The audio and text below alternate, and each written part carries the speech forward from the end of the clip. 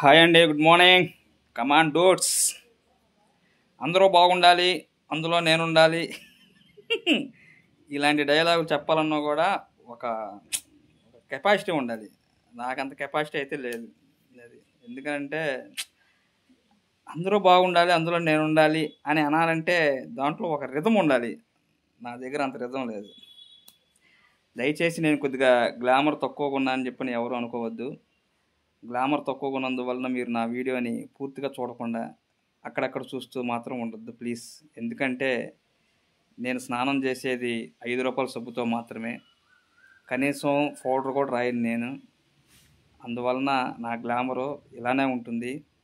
ఇలా గ్రాఫిక్స్ వాడుతూ కూడా నేను గ్లామర్ను చూపించాలని నేను అనుకోను. ఎందుకనంటే అలా గ్లామర్ చూపించడం బిగిన్ చేస్తే నేను ప్రతిరోజు గ్లామరే చూపించాలి. నాకంత సినిమా లేదు. అందువలన నన్ను వృద్ధుడు అనుకోండి, వయోవృద్ధుడు అనుకోండి, మీరు ఏమనుకున్నా పర్వాలేదు. ఈ రోజు నుంచి ఖచ్చితంగా లాంగ్ వీడియోస్ని స్టార్ట్ చేద్దాం అని చెప్పని ప్లాన్ చేసుకున్నాను.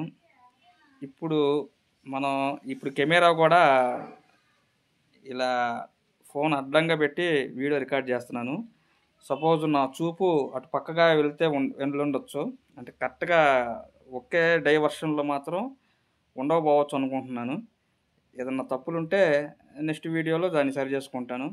ఒకటి మాత్రం నిజం, యూట్యూబ్లో నా సబ్స్క్రైబర్స్కి నేను నరకం చూపిస్తున్నానో లేదు ఆనందం కలగజేస్తున్నానో నాకైతే తెలియదు. కానీ ఇది దండయాత్ర రామస్వామి గారి దండయాత్రలాగా మాత్రం ఖచ్చితంగా ఉంటుంది. దయచేసి నా చూపును బట్టి దొంగ కోళ్ళు పట్టేవాడిలాగా ఉండాడు ఈడేంది అని మాత్రం అనుకోవద్దు. అనుభవం తక్కువ అనుకోండి.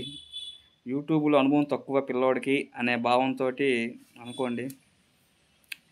తర్వాత విషయంలోకి వస్తే ఈరోజు రేపు ఇలానే కొద్దిగా గొప్ప సొల్లు అనుకోండి, సోదనుకోండి, రకరకాలుగా ప్రయత్నం చేస్తూ వీడియోస్ ఒక 2 వీడియోస్ పెడతాను. సోమవారం నుంచి మాత్రం ఖచ్చితంగా ప్రొఫెషనల్గా మన స్టైల్లో రామస్వామి గారి స్టైల్లో పక్కాగా మాత్రం పర్ఫెక్ట్గా మాత్రం వీడియోస్ పెడతాను. అంతవరకు గ్యారంటీ, దాంట్లో ఎటువంటి సందేహం లేదు. దయచేసి ఈ వీడియో చూస్తున్న మీరు వెనకాల ఏదైనా పాములు గీములు కనబడినా కూడా కామెంట్ చేయండి. ఒక్కోసారి పాము అక్కడి నుంచి అలా తొంగి చూసి వెళ్తే వెళ్ళుండొచ్చు. నేను అన్నిటికీ తెగించి వీడియో చేస్తున్నాను. ఎందుకంటే మీకన్నా నాకు ప్రాణం ఎక్కువేం కాదు. సరే, ఇప్పుడు ఈ వీడియోలో ఒక 3-4 రకాల అంశాలను ఖచ్చితంగా చెప్పాలని నిర్ణయం చేసుకున్నాను. మొదటిది ముందుగా చెబుతున్నాను, మీరు వీడియో చివరిదాకా చూస్తే అదృష్టవంతులు, చూడకపోతే ఇంకా మరీ అదృష్టవంతుల కింద లెక్కేస్తున్నాను. ఈ వీడియో సైడ్కి వెళ్తున్నట్టుగా ఉంటుంది నా చూపు.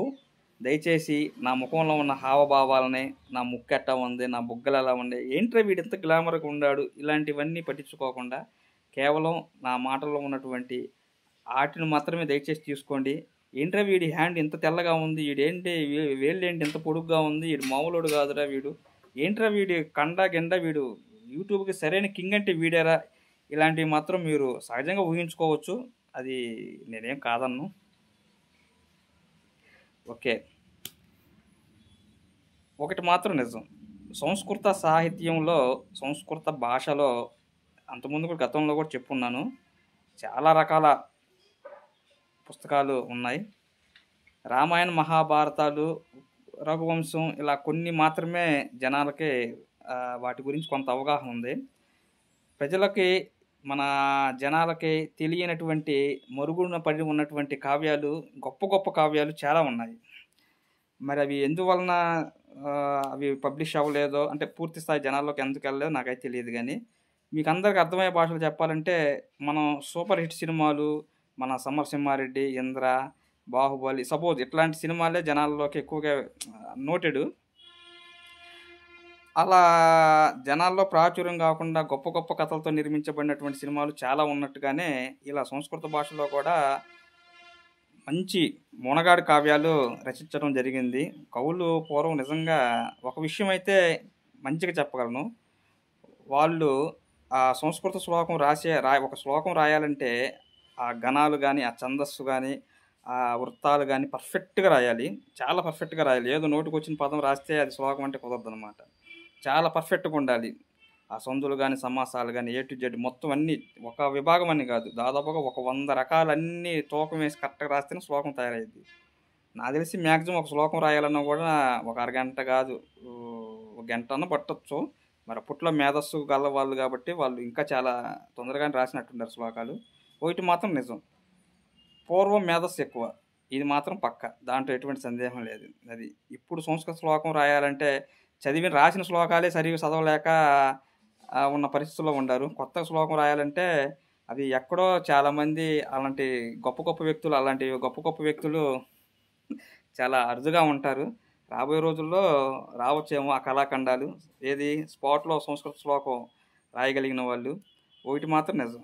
రాబోయే రోజుల్లో ఇప్పుడు నాకు 41 ఇయర్స్ ఏజీ. నీ 41 50 సంవత్సరాలు పింఛన్ తీసుకునేవాడిలాగా ఉండవు అని మాత్రం అనుకోవద్దు. నాకు ఎగ్జాక్ట్‌లీ 41 ఏజీ. నా కోరిక ఒకటే, రాబోయే రోజుల్లో ఎన్టీ రామారావు గారి గురించి, రాజశేఖర రెడ్డి గారి గురించి, ఇలా కొద్దిగా ప్రాచుర్యం పొందినటువంటి వ్యక్తుల గురించి స్పాట్లో ఒక అరగంటలో శ్లోకం రాయమంటే రాయగలిగే కెపాసిటీలో ఉండాలనేది నా కోరిక. ఆ ప్రయత్నంలో భాగంగా నేను ఇప్పుడు జస్ట్ పునాది వేసుకుంటూ వెళ్తున్నాను. ఆఫ్టర్ 10 ఇయర్స్ 50 సంవత్సరాల వయసు వచ్చేసరికి ఏమో గుర్రం ఎగరవచ్చు అన్నట్టుగా ఏదైనా నేను సాధించవచ్చు అనేది నా కాన్సెప్టు. సోది ఎక్కువ అవుతుంది, రా రా పాయింట్లోకి రా అని అనుకోవద్దు. ఫస్ట్ ఇంట్రడక్షన్ ఏంటంటే ఖచ్చితంగా చెప్పాల్సింది సోదే. సోమవారం నుంచి మాత్రం ఇంత సోది ఉండదు, డైరెక్ట్ పాయింట్లోకి వెళ్ళిపోదాం. అయితే ఈరోజు ఈ వీడియోలో ప్రత్యేకంగా నేను మేజర్గా చెప్పేటువంటి కొన్ని అంశాలు ఉన్నాయి. అవి ఏంటంటే,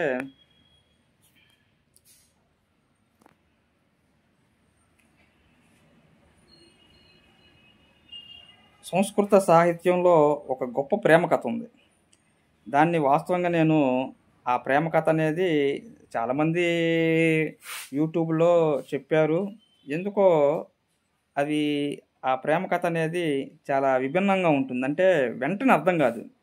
ఆ స్టోరీ ఎంత గొప్ప పండితులు చెప్పినా కూడా ఆ స్టోరీ తాలూకు ఆ మూలం అనేది వెంటనే అర్థం కాదు. అది ఎందుకో అది ఇప్పటికీ నాకు ఆశ్చర్యంగా ఉంటుందన్నమాట.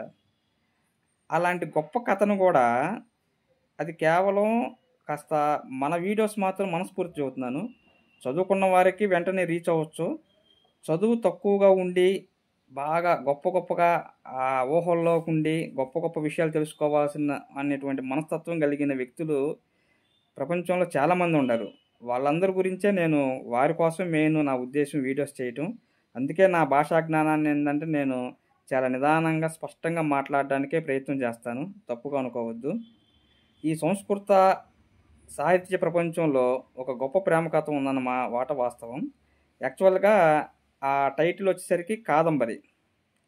కాదంబరి ఎంత అందంగా ఉంటుందంటే, కాదంబరి రసజ్ఞానం ఆహారోపి నరోచతే, కాదంబరి రసజ్ఞానం ఆహారోపి నరోచతే.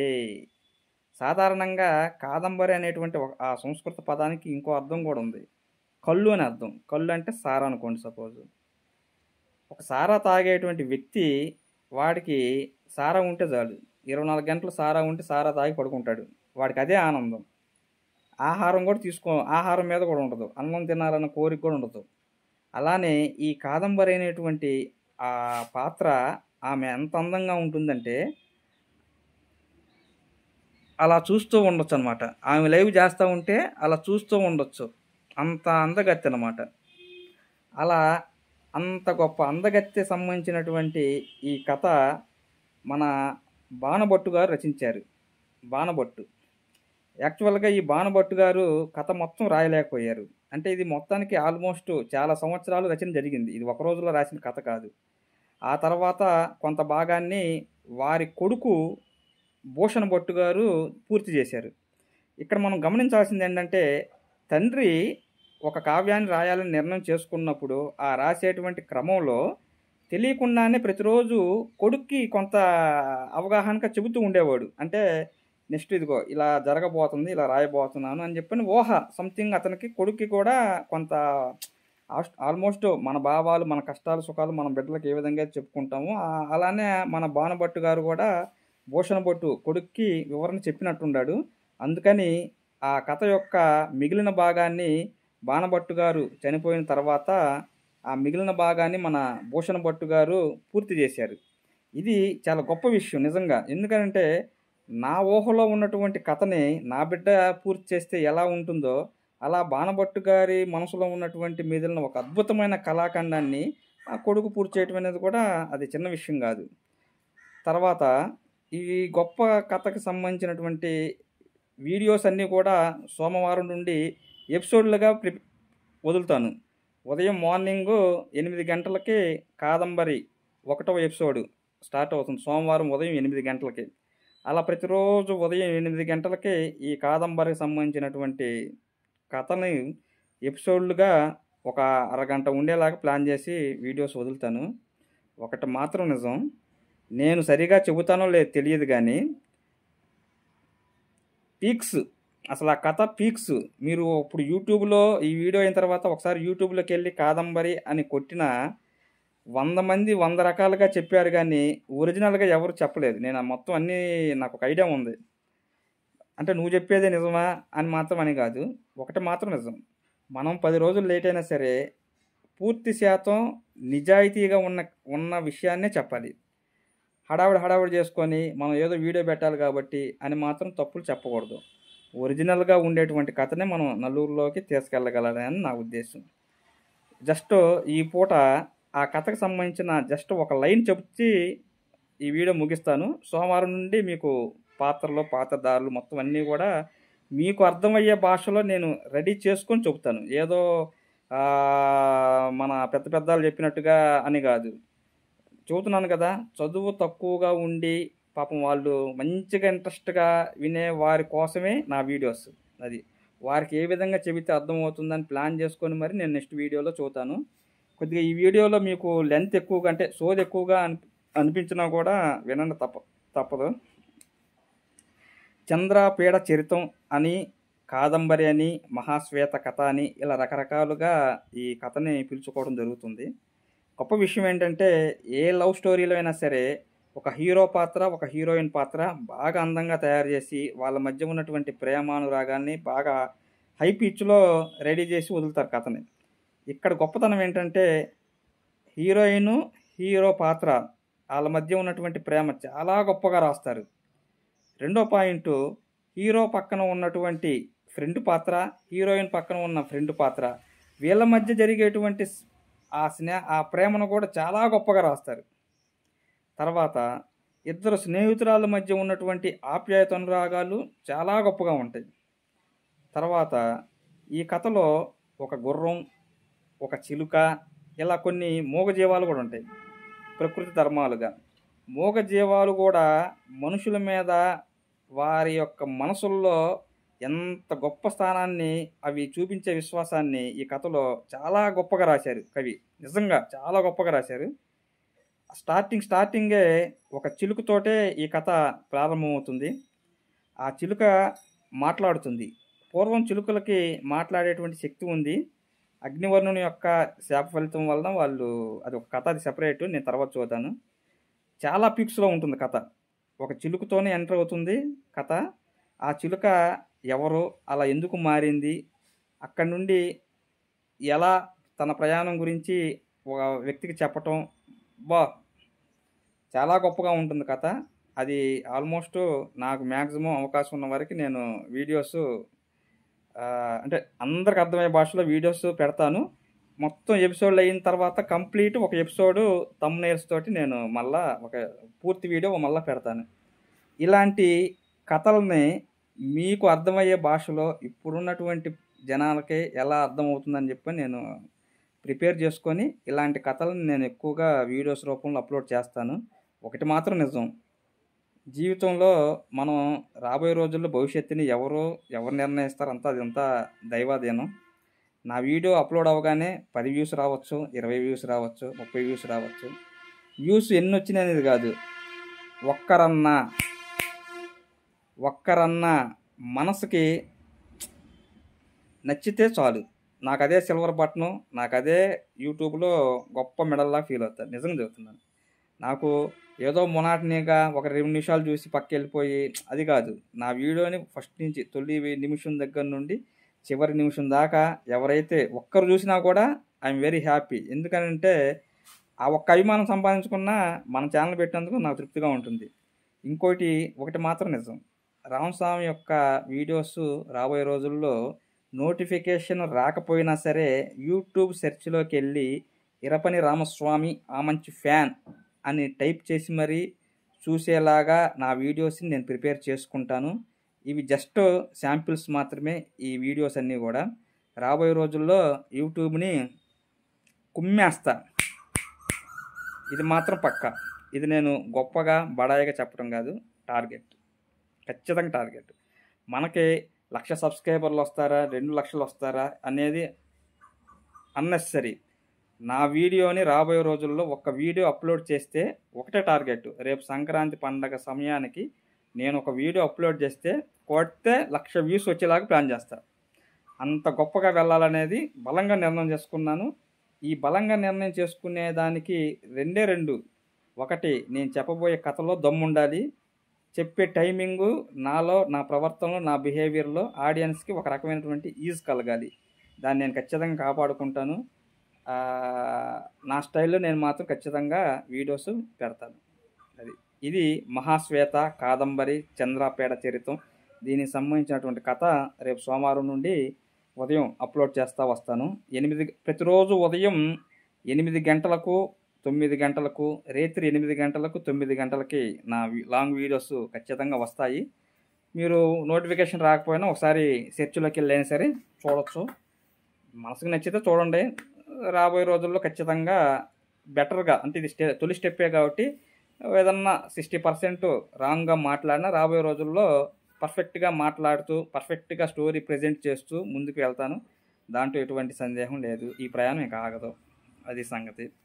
ఓకే, నెక్స్ట్ ఇంకొక చిన్న విషయం చెప్పాలి. నేను ఇంటర్మీడియట్ చదువుకునే రోజుల్లో, అంటే మా సంస్కృతం వచ్చేసరికి ఎలా ఉంటుందంటే, ఇప్పుడు ఇంటర్మీడియట్ వాళ్ళలాగా మ్యాథ్స్, సైన్స్, ఫిజిక్స్, కెమిస్ట్రీ ఇలా ఉండదు అనమాట. మొత్తం కంప్లీట్ 5 సబ్జెక్ట్స్ సంస్కృతంలోనే ఉంటాయి. మొత్తం 5 సంవత్సరాల కోర్స్ అనమాట. అది ఫస్ట్ ఇయర్ కాడి నుంచి, ఇంటర్మీడియట్ ఫస్ట్ ఇయర్ చదివితే డిగ్రీ ఫైనల్ ఇయర్ దాకా మొత్తం 5 సంవత్సరాలు ఒకే చోట హాస్టల్లో ఉండి చదువుకోవాలి. అయితే నేను ఫస్ట్ ఇయర్లో జాయిన్ అయ్యాను. ఇప్పుడు బాగా చిన్న పిల్లోడిని, మరీ అంత అంటే బాగా పసిపిల్లోళ్ళ కింద లెక్క అనమాట. Final year students, degree final year students అంటే నాకన్నా 4 సంవత్సరాలు పెద్ద ఉంటారుగా, 5వ సంవత్సరంలో ఉంటారు వాళ్ళు. నేను తొలి సంవత్సరంలో జాయిన్ అయ్యాను, వాళ్ళు 5 సంవత్సరంలో ఉంటారు. వాళ్ళు ఆల్రెడీ ఎక్స్పీరియన్స్లో ఉంటారు, చదువు పరంగా కానీ, అక్కడ ఉన్న వాతావరణం పరంగా కానీ, హాస్టల్ వాతావరణం కూడా. నేను ఎలా అంటే, అప్పుడే గూళ్ళో నుంచి బయటకు వచ్చిన చిన్న పిచ్చుకు పిల్ల ఉంటుంది చూడండి, అలా పిచ్చుకు పిల్లలాగా ఉండేవాడిని ఆ కాలేజీలో జాయిన్ అయినప్పుడు. అంతా మొత్తం సంస్కృత పండితులు అందరూ కూడా బ్రాహ్మిన్సే. ఆ చదువు అదంతా ఒక వ్యవస్థ. అయితే ఒక చిన్న ఇన్సిడెంట్ చెప్పి ఈ వీడియో ముగిస్తాను. యాక్చువల్గా నేను ఇంటర్మీడియట్ కాలేజీలో జాయిన్ అయ్యే సమయానికి మా ఇంట్లో ఆర్థిక పరిస్థితి చాలా ఘోరంగా ఉంది. ఎందుకంటే అదే టైంలో మా అన్నయ్య పెళ్ళి జరిగిపోయింది, కాస్త ఖర్చు అయింది. తర్వాత మా అక్కయ్య పెళ్ళి జరిగిపోయింది, మా అక్కయ్య పెళ్ళికి కాస్త ఖర్చు పడి టోటల్ ఒకేసారి మా అన్నయ్య గారి పెళ్ళి, మా అక్కయ్య గారి పెళ్ళి ఇలా జరిగిపోవడంతో నిధులన్నీ కొరత ఏర్పడ్డాయి. ఇక ఆల్మోస్ట్ నేను ఒక్కనే ఉన్నాను ఇంట్లో. ఎంత అంటే కనీసం అప్పట్లో ₹5 కూడా దొరకని పరిస్థితిలో ఉంది నా చదువుకునే క్రమంలో. అలాంటి పరిస్థితుల్లో ఇక్కడ ఇంటర్మీడియట్ తిమ్మసముద్రం అని చెప్పని ఇక్కడే మా చీరాలకు దగ్గరలోనే ఉంటుంది తిమ్మసముద్రం కాలేజీలో జాయిన్ అయ్యాను. నేను జాయిన్ అయిన తర్వాత 10 రోజులకే ఒక పోటీ ఏర్పాటు చేశారు. పోటీ అంటే కనకదారోత్సవం అని చెప్పినని లక్ష్మీదేవి అమ్మవారికి సంబంధించినటువంటి స్తోత్రానికి సంబంధించినటువంటి మంత్రాలు పోటీ ఏర్పాటు చేశారు. డిగ్రీ ఫైనల్ ఇయర్ వాళ్ళు మంచి సీనియర్లు ఉన్నారు. అందులో ఒకరు ఆ కాలేజీలో పనిచేసే ఒక పండితుని యొక్క కుమారుడు కూడా అందులో ఉన్నాడు. యాక్చువల్గా ఏ పోటీలు పెట్టినా అతనికే బహుమతి వస్తుంది మామూలుగా, దాంట్లో ఎటువంటి సందేహం లేదు. కాస్ట్ ఫీలింగ్ అంటారా, 100కి 100% కాస్ట్ ఫీలింగ్ ఉంటుంది. బ్రాహ్మిన్సే పోటీలో నెగ్గాలనే ఫీలింగ్ ఉంటుంది. దయచేసి ఈ వీడియో చూసేటువంటి కొద్దిమంది బ్రాహ్మిన్స్ తప్పుగా అనుకోవద్దు. నేను ఆ రోజున ఎదుర్కొన్నటువంటి పరిస్థితుల గురించి చెబుతున్నాను. అలా అని అందరూ దేశం మీద అందరూ అలా ఉంటారని నేను అన్నను గాని, నేను ఎదుర్కొన్న తాలూకు పరిస్థితులనే నేను నిర్భయంగా చెబుతున్నాను. ఇది వేరే విధంగా అనుకోవద్దు. వేరే విధంగా మీరు అనుకున్నా కూడా నేనేం బాధపడను. ఎందుకంటే అనుభవించిన వ్యక్తిగా చెబుతున్నాననమాట. అయితే పోటీ ఇంకొక వారం రోజుల్లో ఉందనంగా పేర్లు తీసుకుంటున్నారు. నేను ఫస్ట్ ఇయర్ జాయిన్ అయ్యానుగా. ఫైనల్ ఇయర్ వాళ్ళు, డిగ్రీ సెకండ్ ఇయర్ వాళ్ళు ఇలా పేర్లు ఇస్తున్నారు. ఫస్ట్ ఇయర్‌లో ఎవడు పోటీకి పేరు ఇచ్చేవాడు ఎవడు లేడు. నేను ఇస్తానని చెప్పని అడిగాను. అడిగితే మా క్లాస్ వాళ్ళందరూ అన్నారు, "అరే! నువ్వు మా క్లాస్ తరపున మన క్లాస్ తరపున పేరిచ్చి నువ్వు ఓడిపోతావు. పోటీలో ఓడిపోతావు. మన క్లాస్ పరువు మొత్తం పోద్దే" అని చెప్పని అన్నారు. అప్పుడు అనిపించింది, నిద్రమోహం నా కొడుకులంతా నాతో పాటే ఉండాలిరా స్వామి అని చెప్పని.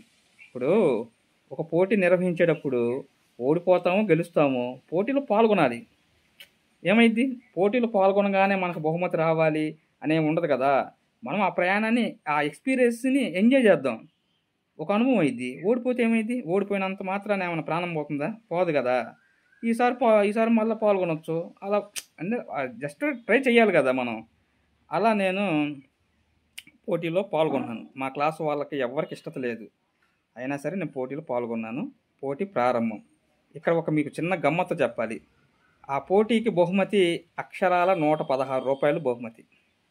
ఆ రోజున మా ఇంట్లో తినటానికి భోజనం కూడా జరగనటువంటి పరిస్థితిలో ఉన్నాను. ఇక్కడ 2 విషయాలున్నాయి.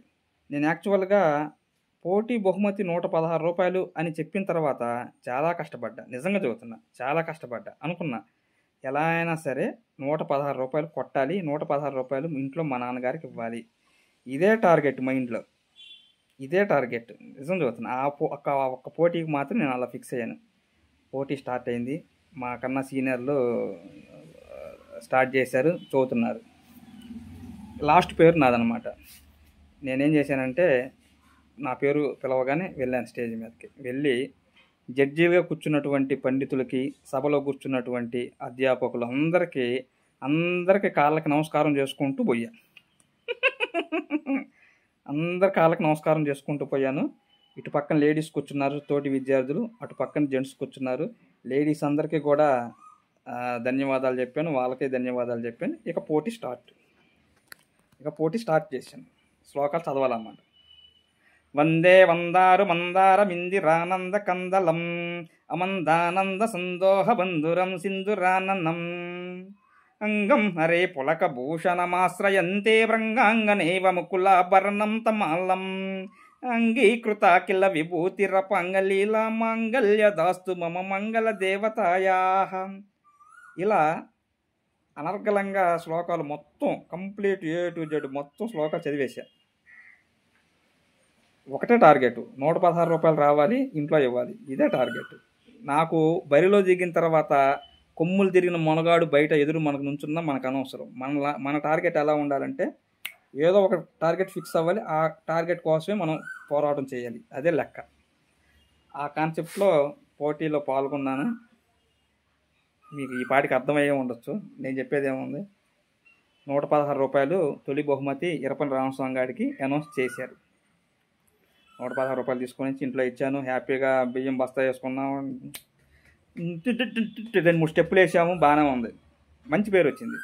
ఈ మాట నేను ఎందుకు చెబుతున్నానంటే, ఇలాంటి బహుమతులు నాకు 100 వచ్చినాయి.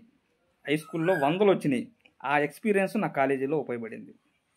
ఆ ఎక్స్పీరియన్సే నాకు కాలేజీలో ఉపయోగపడింది. ఈ మాట నేను ఎందుకు చదువుతున్నానంటే, ఇప్పుడు ఈ రోజు నేను ప్రెజెంట్ యూట్యూబ్లో చాలా చిన్న యూట్యూబర్ని కావచ్చు. అంటే 5,000 మంది సబ్స్క్రైబర్లు ఉన్న యూట్యూబర్నే కావచ్చు. 2-3 లక్షల సబ్స్క్రైబర్లు ఉన్న యూట్యూబర్లు చాలామంది ఉన్నారు. నేనేమంటానంటే, మన దగ్గర దమ్ముంటే, మన దగ్గర విషయం ఉంటే, రాబోయే రోజుల్లో యూట్యూబ్ని కుమ్మేయచ్చు అనేది నా ప్లాన్, అనేది నా కాన్ఫిడెన్స్. నేను ఎదుటి వ్యక్తులను ఎవరిని చులకనగా మాట్లాడను. అవసరమైతే వాళ్ళలో ఉన్నటువంటి గొప్ప టాలెంట్ను కూడా నేను ఆదర్శంగా తీసుకుంటాను. దాన్ని ఇంకా నా యొక్క టాలెంట్కి కలుపుకుంటాను. అలా కలుపుకొని